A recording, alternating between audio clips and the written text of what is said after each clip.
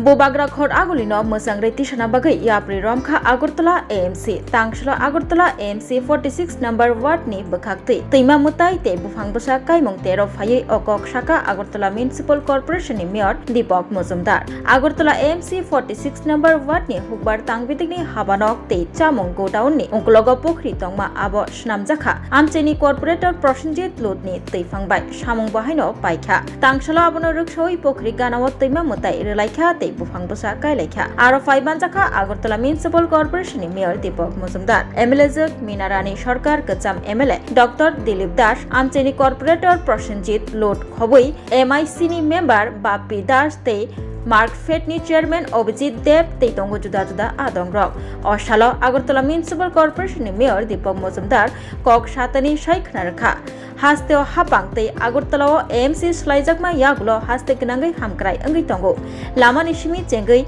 Te Lai Rezagnani Bagai Shepshap Klai Rezaka, Jengfirani Shepshap Rezaka, Te Awai Baksha, Chamongo Nangya, Pokri Rock, Snamzaki Tongo, Naitotok, Klaizaki Tongo, Abahaikino, Hukbar Tang Bedek, Habanok Te Chamong, Go Downi Unklog Wahino, Hamia Klaizak, Pokri Tongmani, Amcheni Corporator, Prosenjit Lutni, Tifang by A Pokrino Snamzaka, Te Abonarukshoi Tini Tangshalo, Tima Mutai Relaika, Te Bufangusaka, Leka Hanishaka, Mayor Deepak Muzumdar, Botebo Shaka, Agurtolano Katalke, Musangrana Bagai, Yapri, Ramjaka, Te Opokrino, Taibo Naitotok, Klina Bagai, Amchio Berai Thai, Snamnani Kok Bahino, Shaka or Shalo, Agurtala Municipal Corporation, Mayor, Te 7 Ramnagar Constituency, MLA Deepak Muzumdar.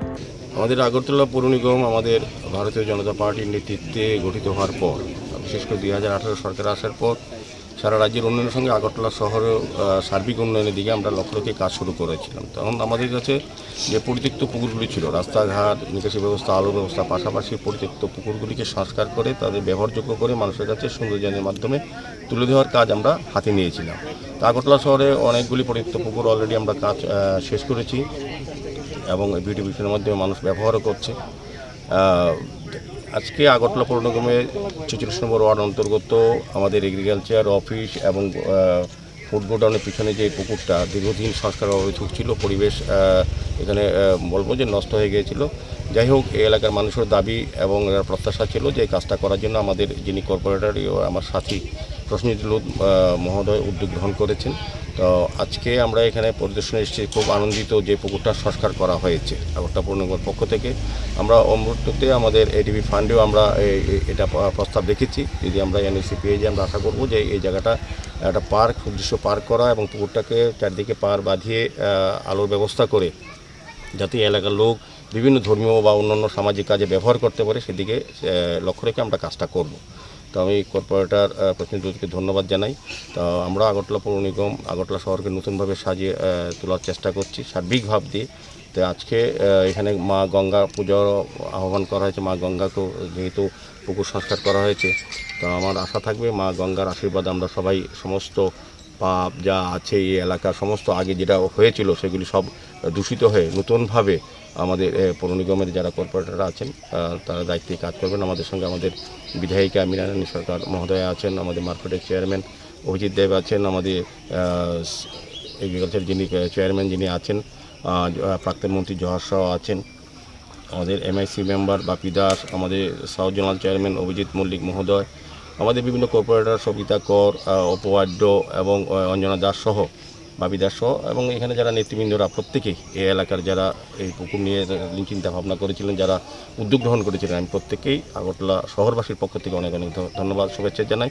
আগামী দিনেও আমাদের অনেক পরিকল্পনা আছে আগরতলা শহরকে সুন্দরভাবে সাজানো এবং এই ধরনের পরিত্যক্ত পুকুরগুলি সংস্কার করে মানুষের কাছে ব্যবহারযোগ্য করা এবং পরিবেশ রক্ষার ক্ষেত্রে আজকে যেমন 46 নম্বর থেকে বন উৎসবের আয়োজন করা হয়েছে, মেইন হচ্ছে যে পরিবেশের ভারসাম্য রক্ষা করতে গেলে গাছ একটা বিশেষ জায়গা নিয়েছে। তা আমাদের যশস্বী প্রধানমন্ত্রীও উনি আবেদন রেখেছেন সারা ভারতবাসীর কাছে যাতে একটা গাছ মার নামে এক পেড় মাকে নাম পর থাকা। এর উদ্দেশ্য হচ্ছে যে গাছগুলি আজকে আমরা লাগালাম, যার যার মার নামে যদি আমরা লাগাই, মাকে যেভাবে শ্রদ্ধা করি, যত্ন করি বা ভালোবাসি, যাদের মা আছে বা মা নেই তার স্মৃতিতেও আমরা গাছটাকে কিন্তু রক্ষা করতে পারবো। মাকে যেভাবে শ্রদ্ধা করি সেভাবে কি গাছটাকেও ভালোবাসা বা আন্তরিকতা দিয়ে তা রক্ষা করার জন্য কিন্তু প্রধানমন্ত্রী বলেছেন। তার আহ্বানে সারা দিয়েই আমাদের সরকারি বেসরকারি বিভিন্ন সামাজিক প্রতিষ্ঠান সবাই কিন্তু আমরা এইভাবে এগিয়ে এসেছি বৃক্ষরোপণের ক্ষেত্রে। তাই পরিবেশ রক্ষার ক্ষেত্রে গাছ অত্যন্ত প্রয়োজনীয়। তো আমি বলবো যে এইভাবেই আমরা আমাদের সরকারিভাবে উদ্যোগ গ্রহণ করেছি পৌর নিগম থেকে। পাশাপাশি সবার কাছে আবেদন থাকবে গাছ লাগানোর জন্য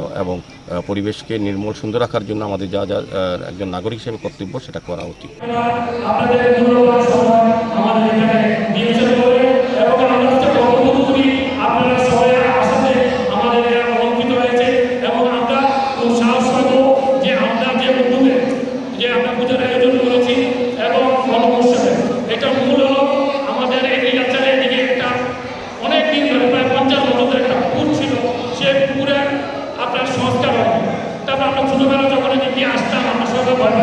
সবাই বলতো পুকুরটার মধ্যে শিকল আছে, তো আমরা ভয়ে পুকুরে নামতাম না।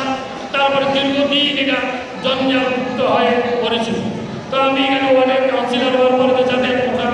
তারপরে আমি নিজের মধ্যে নজর আসলো, আসার পরে আমি ভাবলাম কীভাবে সংস্কার করবো। প্রথমে আমাদের যারা এলপি বা সাভারেন্দ্র আছে ওদের সহযোগিতা নিয়ে আমি পুরো পুকুরটাকে জঙ্গলমুক্ত করেছি।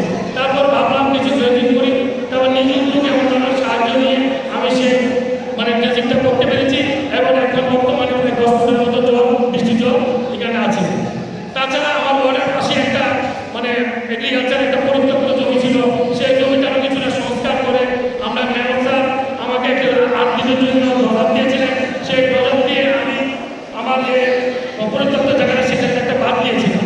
বাদ দেওয়াতে কিছু জল আনতেছিল, কিন্তু পৌরসভা আরও 10 দিনের জন্য স্যারকে বলেছি, স্যার দিয়েছিল, কিন্তু প্রাকৃতিক কারণে আমরা কাজটা করতে পারিনি। কিন্তু ওই বাঁধটা কিছু অংশ ভেঙে গেছে, জলটা সরে গেছে। তো আমি চেষ্টা করবো যাতে জলাশয়টা আমরা ঠিকমতো রাখতে পারি, কারণ জলাশয় যদি আমরা না রাখতে পারি আমরা চারদিকে কিন্তু জল শুকিয়ে যাচ্ছে। এবং আমাদের যে ওয়ার্ড আছে, ওয়ার্ডের পাশে কিন্তু 2টা ডিপ টিউবওয়েল আছে, নতুন বসানো হয়েছে। এই ডিপ টিউবওয়েল যে বসানোর জন্য আমাদের মাতৃপল্লী থেকে শুরু করে সব জায়গায় জলের স্তর নেমে যাচ্ছে। সেই কারণে আমি বিশেষ করে এটার উপর নির্ভর করে এই যে ওয়ার্ডের সঙ্গে যে জলাশয়টা পরিত্যক্ত জমি, সেই জলাশয়টা ভাগ দিয়ে তৈরি করার চেষ্টা করছি। আর আমি বেশি বক্তব্য রাখবো না, তার আগে দুটো কথা বলছি। আমরা এখানে যারা আছেন, গার্বেজের একটা ব্যাপার সমস্যা। মানুষ যত্র গার্বেজ ফেলে রাখেন, কিন্তু আপনারা মনে করেন কি ঠিক আছে আমার বাড়ির সামনে ফেলছি না ঘুরে ফেলছি। মাছি বা মশা এগুলো কিন্তু 2 থেকে 3 কিলোমিটার দূরে এসে আমাদের হয়তো মশা আমার কামড়ায় এবং ভাতের মধ্যে গিয়ে মাছি বসে। তখন কিন্তু আমরা এই যে পায়খানা পেঁচা বিভিন্ন রকমের পরিত্যক্ত জিনিস আসতে পারে, সেই মাছি মশা আমাদের খাওয়ার মধ্যে পড়ে। তখন কিন্তু আমরা বিভিন্ন রোগে আক্রান্ত হই। সেই রোগে আক্রান্ত হলে প্রচুর টাকা খরচ করি, কিন্তু আমরা 60 টাকা দেবো না এবং নোংরা আমরা যত্র ফেলবো, ট্রেনের মধ্যে ফেলবো। ইন্ডিয়া আজকে কিছুদিন আগে এখানে যে আমরা একটা বন্যার মতন পরিস্থিতি হয়েছে বা বিভিন্ন জায়গায় জল জমে রয়েছিল, তার একটা মূল কারণ ছিল যে এই যে আমরা একটা ফুটা করে ড্রেনের মধ্যে যে ময়লা ফেলে রাখি, সেই ময়লা ভাসতে আমরা যে কালভার্ট করি সেগুলি ব্লক করে ফেলেছে, যার জন্য জল উপড়ে গিয়ে পড়েছে এবং অনেক নিম্নাঞ্চল যেগুলি ছিল। যদিও আমাদের এলাকাটা বন্যা প্লাবন নয়, তারপরও যারা নিম্নাঞ্চলে থাকে তাদের বাড়িতে অনেকের বাড়ি 3 ফুট 4 ফুট জল উঠেছে।